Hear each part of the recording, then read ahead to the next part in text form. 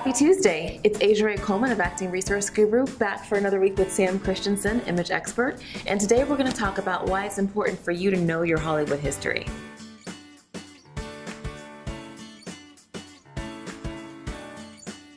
Sam, thank you so much for coming back with us. Today we're in your studio. Yeah. I mean, I might just have you do all the Guru Tips for Actors with me from like now on. I think we should have a show. I'm telling you. Just weekly with Sam and Asia. Yeah. Fine with me. So today's topic I think is really important, and I was so glad that you wanted to talk about it because I have some personal experience with this. When I started as an actor, I knew nothing about Hollywood history. You know, like I had my couple favorite movies, and then I didn't know anything about the actors who came before me. I knew nothing about plays, you know. Yeah. Why do you think it's important for actors to know kind of where we came from? Well, let me tell you a little story. A few years ago, I had a young British actor, probably about 28, 29 years old, trained in Great Britain, but like a lot of English and Australian actors, he wanted to be an American movie star, so he'd moved himself here, but you know, had that great English training, and he was 6 feet tall and quite a nice looking kid, and so he went through the image process that we do, and at the end he said, you know, can I ask you a question? And I said, sure. And he said, I often get compared to someone, and I you know, it's an old-time movie actor, and I kind of don't know why people are making this comparison. And I said, oh, okay, who are you compared to? And he said, Carl, no, it's not Carl, Cary. I said, Cary Grant? And he said, yeah, I don't know who that is exactly. And I said, okay, you are an idiot. Because, you know, I mean, first of all, Cary Grant helped invent the male side of romantic comedy. Yeah. But besides that, he also cut the path that this kid will probably walk to have his own career. Right. It's like Cary Grant is his artistic grandfather. Right. How can he not know who that person is? Right. So, you know, what I say to folks is that, you know, if you want to be a lawyer, you got to go all the way back to the codes of Hammurabi, 3500 BC, and start reading, right? Right? If you want to know Hollywood history, you go back 125 years, you watch silent movies and then talking movies. You don't have to read a thing. You can sit on your big butt and just watch it. So, yeah, right. You know, when you look at it that way, we really do have it easy.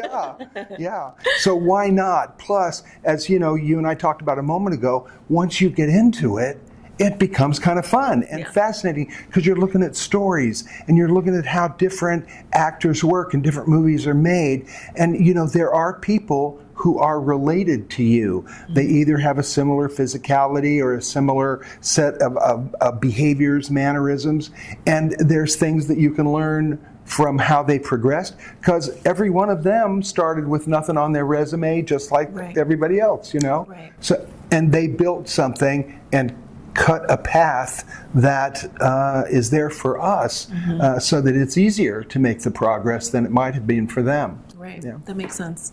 Well, you know, as you tell me that story, I laugh, but I'm not totally surprised. I feel like that's the case with a lot of actors nowadays. Why do you think that is? You know, it confuses me a little bit because, you know, if you study the law, you know, you're compelled to learn about the great lawyers, including one who became president, Abraham Lincoln, and Clarence Darrow, and you know, all of these people that were great attorneys. And if you're a baseball player, you know who Mickey Mantle and Joe DiMaggio and Babe Ruth, and you know who they are, right? There's something about the academic world where a lot of actors are trained that emphasizes playwriting and plays, because that's what they mostly work on in drama schools. And somehow films get neglected.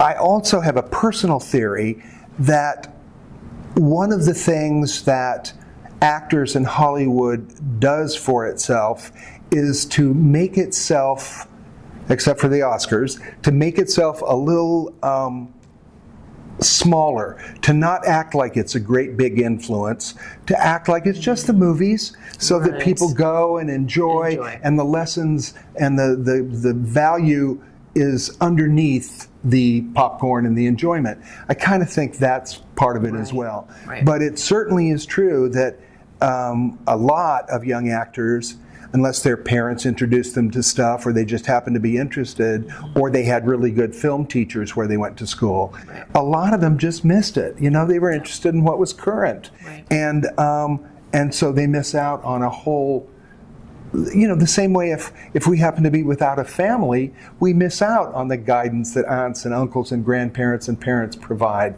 Right. And some people have to make it through the world that way. But if we have a family, we got some people to ask and things to bounce off of, and sometimes some relatives to not act like, right? Right. And it's the same in the movies. There's a family of people that can show you stuff. That's great. Yeah. So how does an actor go about discovering her artistic ancestors?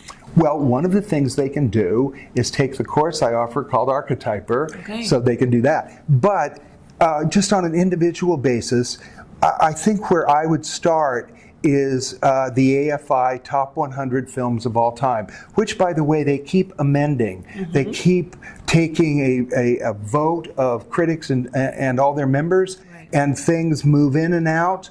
There are some things like Citizen Kane that's always it's always there. Gone with the Wind that's always there. But other things move in and out a little bit. But that's a great place to start.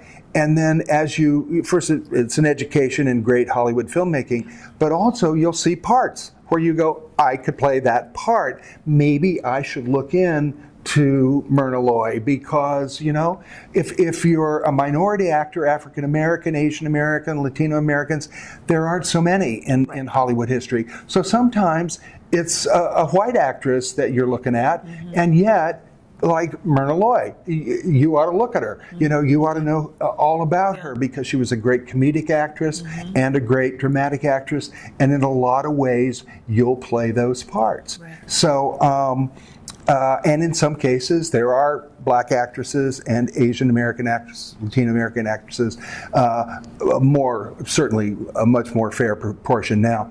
But, you know, and sometimes even a man. Sometimes Right. there's a man that you go, I get it, you know? Yeah, that's great. So we have some homework again. Yeah. Look at Myrna Yeah. Lloyd. Let me give you, can I give you my favorite example Absolutely, before we? please. Okay. In the early 1950s, we had a bunch of leading men that sort of came along in the very late 40s, early 1950s. Kirk Douglas, Burt Lancaster, those were the guys that were the big guys. John Garfield, they were the big movie stars. And they were all known for their looks. They were handsome, they were masculine, you know, they were the men, right? And they made a lot of great movies. But there was another guy who was equally handsome, and yet we didn't think of him in that league. We didn't think of him as one of the handsome guys. Instead, he got to play these more interesting, kind of twisted, sometimes, sort of characters, at least off of the straight-ahead heroes that Lancaster and Douglas were mostly doing. So, and yet he was every bit as good looking, but nobody celebrated his looks. Right. And that was a guy named Gregory Peck. Now, we have Gregory Peck right now. We have an actor named Jake Gyllenhaal, who's every bit as good looking as Bradley Cooper or Ryan Gosling, and yet we don't think of Jake Gyllenhaal as one of the lookers. Yeah. Instead, we think of him as this actor who does the deeper, more complicated parts. And it's that same thing. There will be a guy like that in every generation who Right. probably is as good looking as the leading men, Absolutely. and yet isn't that guy, right? And those patterns repeat, you know. Jean Harlow became Marilyn Monroe, you know, and then Marilyn Monroe became, I guess, what's the Ferris girl's first name? Anna Faris, yeah, you know, the blonde that is childlike and seductive. You know, there will always be one, Right. and that repetitive nature, that recreation cyclical. of Yeah. the same archetypes, is part of what storytelling does. Very cool. Yeah. Awesome. Thank you so much, Sam. I've had a great time. Me with too. this. It's been Good. wonderful talking to you over the past few weeks. Whenever you want to do another series of these, I'm ready. Okay, I'm going to take you up on that. Okay, I'm fine. I'll do it. All right. Anytime. And don't forget to reach out to Sam and learn more about the archetype class. The archetype class and the and the basic image process. Yeah, absolutely. SamChristiansen.com. And I will see you there.